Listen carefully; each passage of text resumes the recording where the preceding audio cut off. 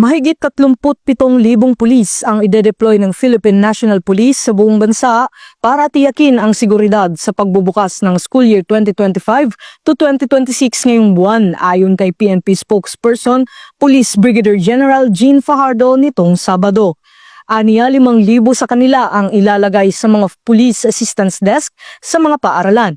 Bukod dito, may mga mobile at foot patrollers rin na ide-deploy malapit sa mga paaralan upang masiguro ang kaayusan at seguridad ng mga mag-aaral, guro at mga magulang sa unang araw ng pasukan. Ayon sa Department of Education, opisyal na magbubukas ang klase sa mga pampublikong paaralan sa June 16, 2025 alinsunod sa DepEd Order No. 12 Series of 2025. Ito ay bahagi ng pagbabalik sa dating school calendar bago ang pandemya.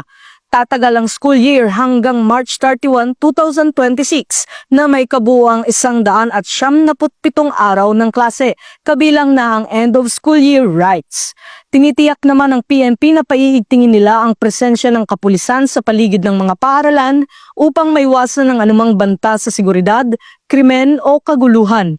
Sisiguraduhin din ng PNP ang kaligtasan at kaayusan sa mga transport terminals, paliparan, pantalan, malls at iba pang matataong lugar na inaasahang dadagsain sa pagbubukas ng klase.